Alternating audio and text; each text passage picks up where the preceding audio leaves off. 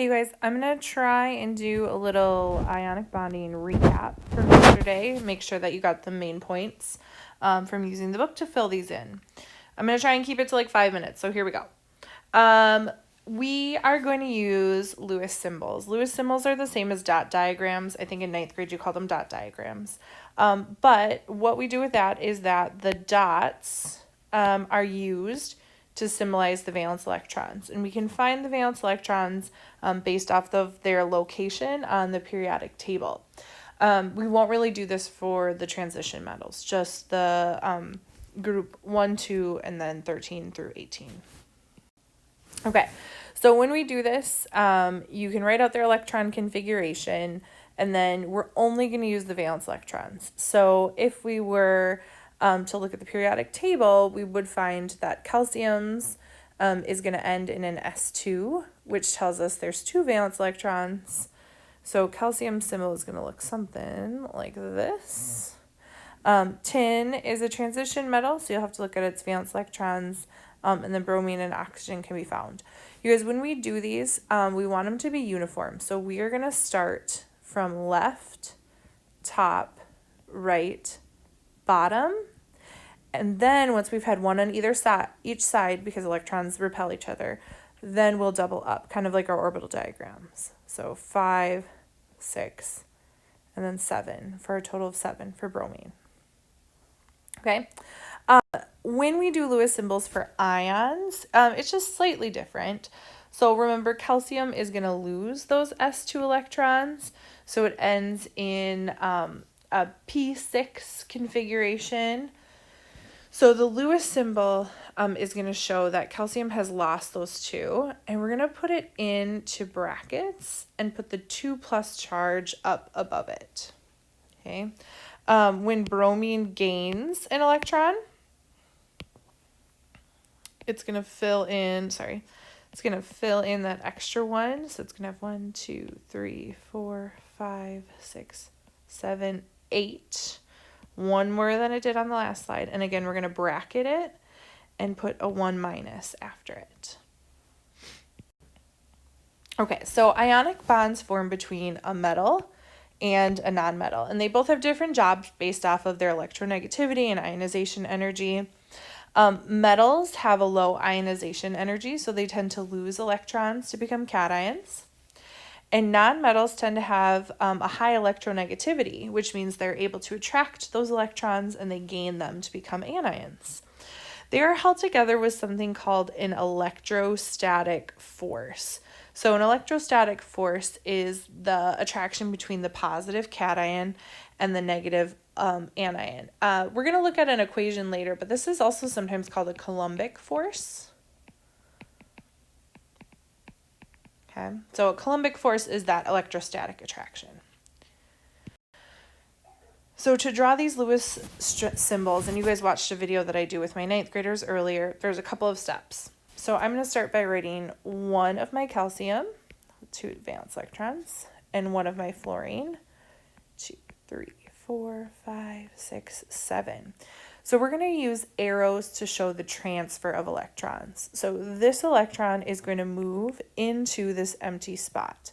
So make sure that you are going from an electron to an empty spot with an arrowhead. Now, calcium still has an electron left. It's not happy that way. So we are going to add another fluorine and give that electron to that empty spot on fluorine. So now calcium has given its 2 away. Each of the fluorine has gained 1. So what we're left with are ions. So calcium has a charge of 2+ now. This top fluorine has a 1-, and the bottom fluorine has a 1-. We can't combine those. Law of conservation of mass says what we start with, we need to end with. So those 2 sides need to be the same. Okay, on your worksheet, I also asked for a formula. So we used 1 calcium and 2 fluorine. And flashback to the first chapter, a name. This is calcium fluoride. Okay. So key here again is those arrows are being really precise and then our charges after. Okay, so the last thing about ionic bonding is the energetics. And remember, chemistry is all about, or molecules all want to have the lowest energy possible. So when we look at ionic bonding, there are kind of three things that come into play. So first we have to get that electron away from, in this case, if we're looking at, I think it's sodium chloride. In order for sodium to become a cation, we have to take an electron. And remember, it takes energy to remove an electron because we're trying to pull them away from the nucleus. And in this case, it takes 496 kilojoules per mole to remove that electron from sodium. This is an endothermic process, so it requires an input. So we're increasing the energy of the system, which is not what we want. Okay. So after we've removed that electron from sodium, that kind of starts the process. Then we give that electron to chlorine. And when we give that electron to chlorine, it releases, this is our electrostatic force, or sorry, our electron affinity, the amount of energy released when it receives an electron. So we get back 349 kilojoules per mole. This is an exothermic process. We're releasing that energy. So look at those two things alone. It takes this much energy to remove the electron. We get this much back. This is the electron affinity when we give it to chlorine.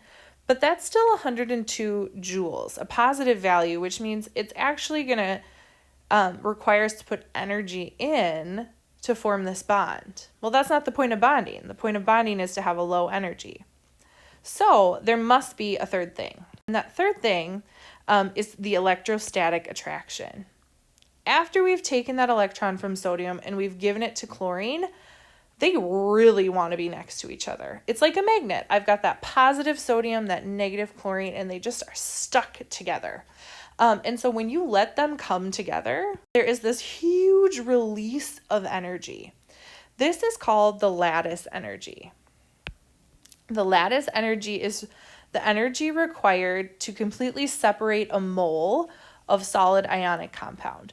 So the lattice energy is written in the energy required to separate. But when you put them together, this is the energy that's released.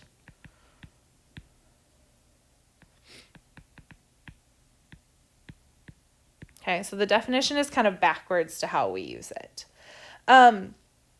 This energy is related to a couple of different things. It's different for every ionic compound. But again, it's that Coulomb's law. And Coulomb's law relates the energy, the electrostatic, or the lattice energy, which is that electrostatic attraction. That's where the EL comes from.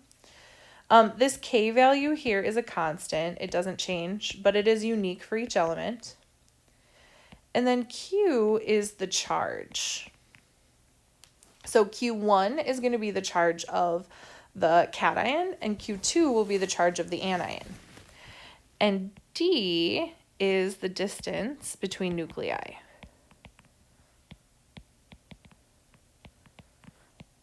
So it's kind of like, how close are they able to get to each other? So the larger the element, like if we were to look at fluorine is small, iodine is big, that distance is going to increase. So if we divide by a bigger number, our energy is smaller. So the energy goes down when the distance between nuclei goes up. So the energy and distance have an inverse or indirect relationship.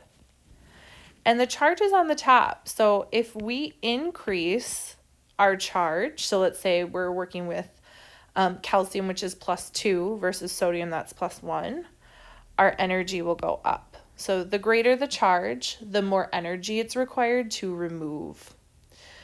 So when we put this all together, we end up with something called an energetics diagram.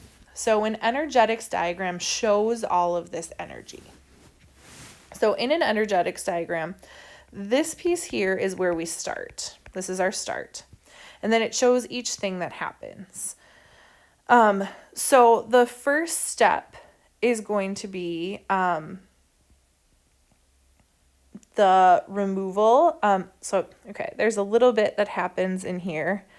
This has to do kind of with balancing. So you can't use, so we're breaking that fluorine, that diatomic fluorine up. Not every single element has this, or every single reaction has this piece. So the first one that we're looking at is here. So this is the ionization. We can see that here, lithium is a gas and it's neutral. And up here, lithium has a +1 charge because it lost an electron. Okay, so it took energy, our energy increased, it went up in order to take that electron away. Then we're going to give that electron to fluorine. This is our electron affinity. Okay, so when we give that electron back to fluorine, it goes from a neutral fluorine to a negative fluorine because it got an electron and it wanted that electron. So it releases some energy and my energy goes back down. Now I have my positive lithium next to my negative fluorine, and when they get to be next to each other, their energy goes way down. That's like that, oh, finally, my friend's here. And so my energy drops a lot. This is, sorry, electron affinity is 2. The third thing is my lattice energy. So if I wanted to look at my overall, I'm ending down here and I started up here. So from here to here, this is my total change in energy. So I started here and I ended down here. Because I'm ending lower than I started, my change in energy is going to be exothermic. This is a favorable reaction. This compound will likely form. Okay, well, I didn't keep that to 5 minutes, but I feel like you guys probably have a much better understanding of ionic bonding now.